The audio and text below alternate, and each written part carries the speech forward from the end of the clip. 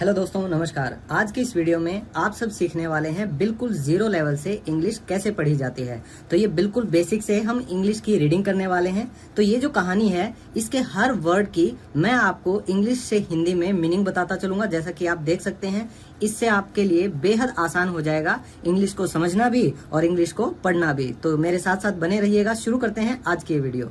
आज की इस कहानी का टाइटल है द रेन मैन। तो रेन होती है बरसात, मैन यानी कि आदमी। तो एक बरसाती आदमी, और ये क्या रहस्य है इस कहानी में पता चलेगा। First line, it was raining. तो वहां थी रेन यानी कि बारिश, और आईएनजी का मतलब कोई काम हो रहा था। तो इट वॉज रेनिंग का मतलब हुआ कि बारिश हो रही थी। क्वाइट अ पो इट वॉज। तो दोस्तों, क्वाइट का मतलब होता है पूरे तरीके से यानी अच्छे से। अब पोर, तो पोर का मतलब होता है जब पानी बहुत जोर से बरसता है, बहुत ज्यादा पानी। इट वॉज यानी कि वो था। तो बहुत ही भारी वर्षा अच्छे से वो हो रही थी। You could बेयरली see anything.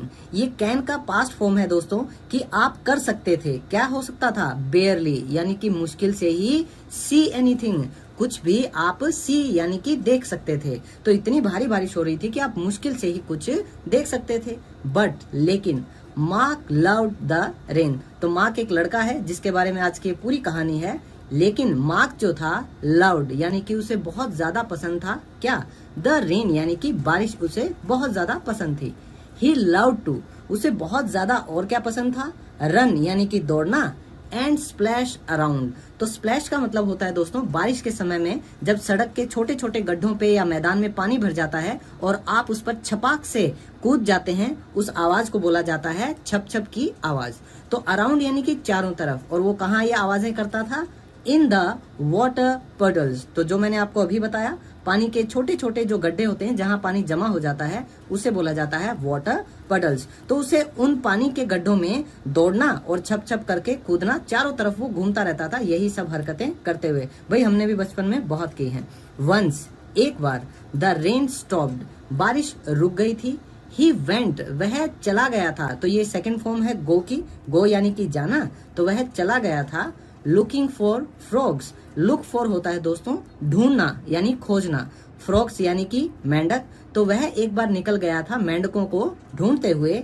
And worms, और जो कीड़े मकोड़े होते हैं उन्हें। दैट केम आउट, जो कि केम आउट यानी कि बाहर आते थे। ऑफ देयर होम्स यानी कि अपने घरों से। तो आपने बारिश में देखा होगा, जब भी बारिश होती है आपको बहुत से मेंढक टर्राते हुए मिलेंगे, बहुत से छोटे छोटे कीड़े मकोड़े आपको मिल जाएंगे। तो ये जो मार्क था ये उनको ढूंढने के लिए निकल जाया करता था। मार्क ईगरली वांटेड, मार्क बेसब्री से वांटेड यानी कि चाहता था। टू गो आउटसाइड यानी कि बाहर जाना। एंड स्प्लैश, और वही छप छप की आवाज करना यानी कूदना उन पानी के गड्ढों में। बट लेकिन, टुडे आज, लेकिन आज, he was stuck inside. Inside यानी कि अंदर, और स्टक होता है दोस्तों फंसे होना। तो ही वॉज, वह था क्या? अंदर फंसा हुआ था वो आज। Mom had to go. Had to का मतलब होता है जब किसी को कोई काम करना पड़ा था बीते हुए समय में। तो मॉम को क्या करना पड़ा था? गो टू, उन्हें जाना पड़ा था ग्रैंडमाज हाउस यानी कि माँ की जो दादी थी उनके घर पर। To help out, help out होता है दोस्तों किसी की मदद करना। तो मदद करने के लिए उन्हें जाना पड़ा था। With the leaky roof. तो दोस्तों किसी की बरसात में जब छत टपकती है उसे बोला जाता है लीकी रूफ। तो टपकती हुई छत को मदद करने के लिए उसकी दादी के घर उसकी माँ को जाना पड़ा था। ड्यू टू, और वो क्या वजह थी छत टपकने की? Heavy rain. तो जो भारी बारिश हो रही थी उस वजह से छत टपक रही थी। एंड डैड, और जो उसके पापा थे, वॉज स्टक एट वर्क। तो देखिए दोस्तों, स्टक सेकंड टाइम आया है। तो स्टक का मतलब अब आपको याद हो गया होगा, फंसा होना। और उसके पापा कहाँ फंसे हुए थे? एट वर्क यानी कि काम पर फंसे हुए थे। It was the first time, और ये क्या था? फर्स्ट टाइम यानी कि ये पहली बार था। दैट, की मार्क हैड टू। अब देखिए फिर से हैड टू आ गया, तो अब आपको ये भी याद हो जाएगा कि मार्क को करना पड़ा था। क्या करना पड़ा था? स्टे होम, घर पर रहना। अलोन यानी कि अकेला। तो ये पहली बार था जब मार्क को घर पर अकेले रहना पड़ा था। आफ्टर डार्क यानी कि अंधेरा होने के बाद। और हर बच्चे को अंधेरे से डर तो लगता ही है ना। ही फेल्ट, तो दोस्तों ये फील की सेकंड फॉर्म है कि उसको महसूस हुआ था। कैसा? वेरी ब्रेव टुडे, बहुत ही बहादुर वो आज उसे महसूस हुआ। क्यों? क्योंकि वो अकेला था। अगर वो नर्वस हो जाता या डर जाता तो अकेला क्या करता, रोने लगता ना। हाउएवर, फिर भी, लुकिंग एट द रेन, बारिश को देखते हुए फिर भी, मार्क सडनली, मार्क जो था वो अचानक से क्या हुआ, उसे रियलाइज्ड, यानी उसे ये महसूस हुआ था दैट की समवन वॉज स्टैंडिंग, कोई खड़ा था। कहाँ? Outside the window in the rain, बारिश में खिड़की के बाहर कोई खड़ा था। तो दोस्तों कमेंट में सच बताना, क्या आपको भी कभी बचपन में ऐसा लगा है कि कोई दरवाजे के पीछे खड़ा है, कोई खिड़की के पास खड़ा है? Next page, he was standing, वह खड़ा था, कंप्लीटली यानी कि पूरी तरीके से, स्टिल का मतलब होता है स्थिर यानी कि शांत, तो वह पूरी तरीके से स्थिर वहां खड़ा था। एंड सीम्ड, और ऐसा प्रतीत हो रहा था, ऐसा लग रहा था, टू बी लुकिंग, कि वह क्या कर रहा था, लुकिंग यानी कि वो देख रहा था, स्ट्रेट एट मार्क यानी कि सीधा मार्क की तरफ वो देख रहा था। हु, और ये मार्क के बारे में है, तो मार्क क्या था, हु वॉज लुकिंग नर्वस, जो कि क्या लग रहा था, नर्वस यानी कि घबराया हुआ। तो जैसे ही मार्क को लगा कि भाई खिड़की के पीछे कोई खड़ा है, पूरी तरीके से शांत, और ऐसा लग रहा है कि वो सीधा उसी की तरफ देख रहा है, तो मार्क जो था वो घबराया हुआ सा लग रहा था। फ्राइटेंड, तो दोस्तों फ्राइटेंड का मतलब होता है डरा हुआ, नर्वस घबराया हुआ, फ्राइटेंड डरा हुआ। मार्क सैंक टू द फ्लोर, तो ये सिंक की सेकंड फॉर्म है जिसका मतलब होता है डूब जाना, लेकिन यहाँ जो फर्श है उसके ऊपर एकदम से ये फैल गया था, तो उसे भी क्या बोला जाएगा, सैंक। तो मार्क बिल्कुल बैठ गया था, पसर गया था फर्श के ऊपर। हिज हार्ट, तो उसका जो दिल था, वॉज थम्पिंग लाउडली, तो लाउडली यानी कि जोरों से, और थम्पिंग यानी कि धड़क रहा था, क्योंकि भाई वो डरा भी हुआ था और घबराया हुआ सा लग रहा था, तो उसका दिल जोरों से धड़क रहा था। एंड हिज हैंड्स, और जो उसके हाथ थे, वर शेकिंग, वो क्या कर रहे थे, वो कांप रहे थे। मार्क वांटेड, और मार्क चाहता था, टू क्राई आउट, चिल्लाना चाहता था, लाउडली बहुत जोर से, किसके लिए, फॉर मॉम, अपनी मम्मी के लिए। तो जैसे ही बच्चा डरता है उसके मुंह से क्या आवाज आता है, मम्मी, तो ये भी वैसा ही करना चाह रहा था। And hide in her arms, और हाइड यानी कि छुपना, इन हर आर्म्स यानी कि अपनी मम्मी की बाजुओं में, अपनी मम्मी के गले लग के। बट लेकिन mom was not at home, लेकिन जो मम्मी थी माँ की, वो नहीं थी, कहाँ, एट होम यानी कि घर पर नहीं थी। ही वॉज अलोन, वह अकेला था। और ही हैड टू बी, और उसे करना पड़ा था क्या, बी ब्रेव यानी कि उसे बहादुर होना पड़ा था। नेक्स्ट पैरा, टेकिंग इन, तो टेक होता है लेना, इन यानी कि अंदर, तो अंदर लेते हुए क्या दोस्तों, डीप ब्रेथ्स यानी कि गहरी सांसें अंदर लेते हुए। मार्क ले स्टिल, वो भी क्या हो गया था, वो लेट गया था एक तरह यानी स्थिर होकर, कहाँ, ऑन द फ्लोर यानी कि फर्श के ऊपर।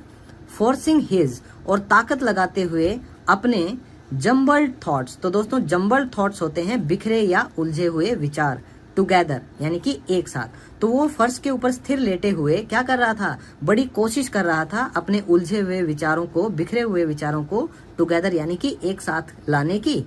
ही थॉट फास्ट, उसने सोचा, तेजी से सोचा। ही न्यू, वह जानता था। ही हैड टू, कि उसे करना ही पड़ेगा। एक्ट फास्ट यानी कि जल्दी उसे कदम उठाना ही होगा। Before it was too late, इससे पहले की क्या हो जाता, बहुत देर हो जाती। He wanted to meet mom and dad again, तो वह चाहता था, टू मीट यानी कि मिलना, अपने मम्मी और पापा से, अगेन यानी कि दोबारा। तो वो ये नहीं चाहता था कि आज उसकी आखिरी रात हो, वो ये चाहता था कि भाई मैं जिंदा रहूं और अपनी मम्मी पापा से दोबारा मिल भी सकूं। He could not die so soon, वह नहीं कर सकता था क्या, डाई सो सून यानी कि इतनी जल्दी मर जाना, वह ऐसा नहीं कर सकता था। भाई मरना कौन चाहता है। स्लोली, धीरे से। ही क्रैप, तो दोस्तों ये क्रीप की सेकंड फॉर्म है, तो वह रेंगने लगा था, टू द विंडो यानी कि खिड़की की तरफ, एंड लुक्ड आउटसाइड, और उसने बाहर देखा। द फिगर, तो वो जो आकृति थी, वो जो परछाई थी, वॉज स्टिल स्टैंडिंग, वह अब भी खड़ी थी, इन द सेम प्लेस यानी कि उसी जगह। तो हो सकता है कोई चोर हो जिसे पता चल जाए भाई मम्मी पापा इसके घर पे नहीं है, छोटा बच्चा है, चोरी कर लेंगे। आप लोगों ने बॉलीवुड की होम अलोन मूवी सीरीज देखी है? अगर नहीं देखी तो लिसनिंग की प्रैक्टिस के लिए उसे जरूर देखिएगा। एंड लुकिंग स्ट्रेट, और वो इंसान क्या कर रहा था, वो जो आकृति या परछाई थी, लुकिंग स्ट्रेट, वो सीधा देख रहा था, एट मार्क्स विंडो यानी मार्क की जो खिड़की थी उस तरफ।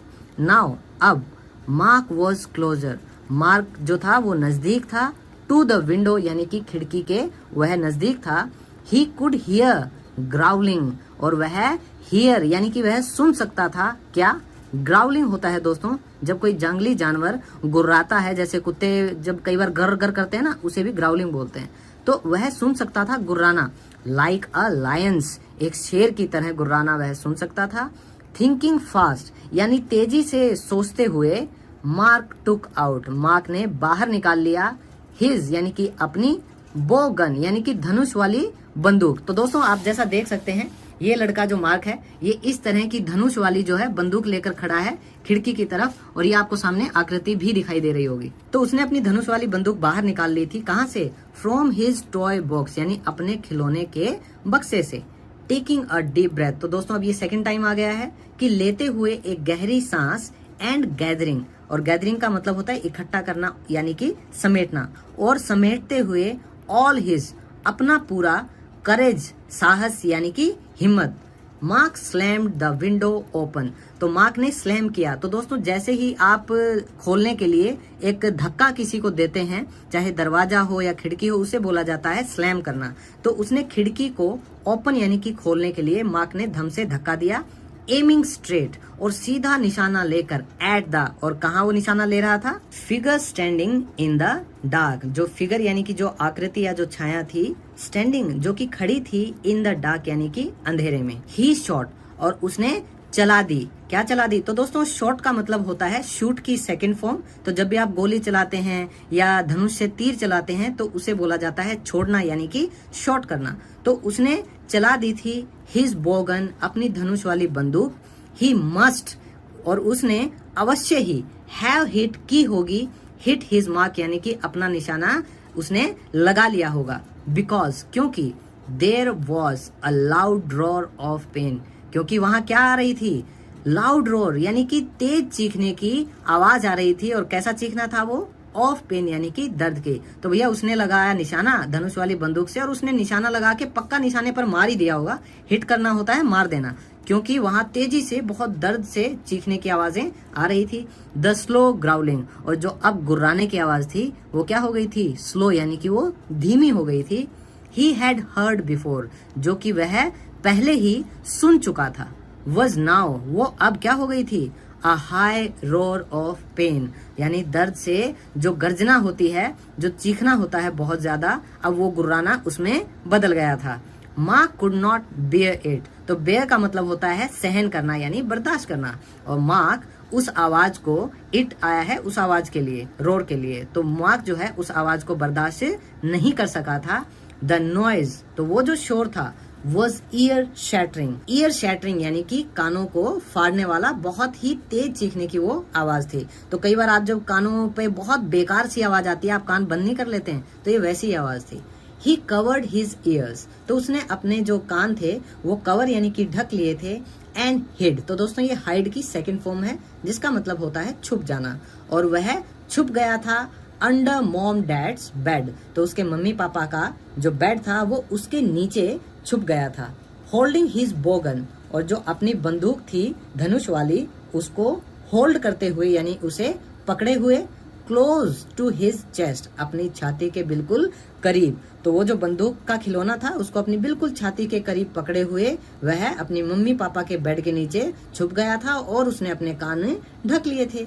ही ले स्टिल, वह लेटा रहा, कैसे, स्टिल पेंटिंग यानी कि अब भी पेंट करते हुए। तो दोस्तों पेंटिंग का मतलब होता है हांफना, तो जब आप तेज दौड़ते हो या आप डर जाते हो तो आप क्या करते हो, आप तेज तेज सांसें लेने लगते हो यानी कि हांफने लगते हो। तो वह लेटा रहा अब भी हांफते हुए, हैविली यानी कि तेज तेज। He must have fallen asleep, तो फॉलन अस्लीप का मतलब होता है सो जाना, तो वह अवश्य ही सो गया था। बिकॉज, क्योंकि, द नेक्स्ट थिंग, जो अगली चीज ही हर्ड, उसे जो सुनाई दी थी, वॉज, वो क्या थी, mom and dad calling out for him, तो मम्मी और पापा की उसको, फॉर हिम यानी उसके लिए पुकारते हुए जो आवाज थी वही अगली चीज उसने सुनी थी। एंड इट वॉज मॉर्निंग, और वो क्या थी दोस्तों, वह सुबह हो गई थी। उसके मम्मी पापा कब आए थे, मॉर्निंग यानी कि सुबह आए थे। नेक्स्ट पैरा, मार्क फेल, तो मार्क गिर गया था इन हिज पेरेंट्स आर्म्स, अपने मम्मी पापा की बाहों में, wiping away his tears of Joy and thankfulness. Wipe होता है दोस्तों पोंछना, तो पोंछते हुए वो क्या पोंछ रहा था, हिज टीयर्स यानी अपने आंसुओं को, और कैसे आंसू थे, आनंद के, खुशी के, थैंकफुलनेस यानी कि आभार के। तो ये थैंकफुलनेस होता है कि ओके फाइनली, चलो आखिरकार मेरे मम्मी पापा अब आ गए हैं।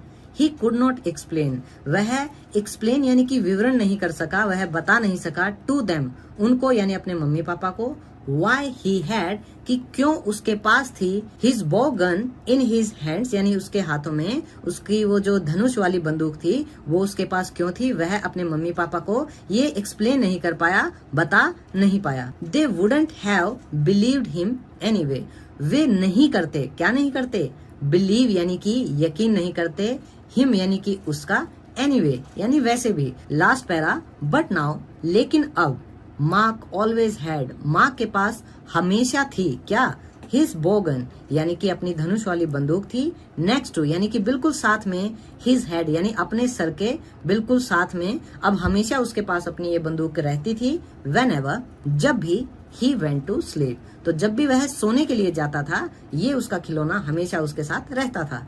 ही नेवर न्यू, वह कभी नहीं जानता था, वॉट माइट बी वेटिंग कि क्या उसके लिए इंतजार कर रहा होता, फॉर हिम यानी उसके लिए, आउट देयर वहां बाहर, इन द डार्क यानी कि अंधेरे में। तो अगर जो मार्क था उस दिन ये अपनी बंदूक से निशाना नहीं लगाता, उसको नहीं चोट पहुंचाता, तो इसे खुद भी नहीं पता चलता कि उस दिन उसके साथ क्या हो सकता था, क्या होने वाला था जो इंतजार हो रहा था। तो दोस्तों मैं उम्मीद करता हूं इस कहानी से 1 बाय 1 वर्ड की जो आप मीनिंग देख रहे हैं इनसे आपको बहुत ही नई चीजें सीखने को मिली हैं। आपको ये पता चला है कि डेली लाइफ में कैसे सेंटेंस बनाए जाते हैं। तो मैं चाहता हूं आप सब कमेंट करके बताएं क्या ऐसी ही आपको इंटरेस्टिंग वीडियोस चाहिए जिससे आप अपनी इंग्लिश रीडिंग के साथ साथ इंग्लिश स्पीकिंग और वोकैबुलरी की भी प्रैक्टिस कर सकें। तो मिलता हूं अगली वीडियो में, तब तक के लिए take care, keep reading, bye bye.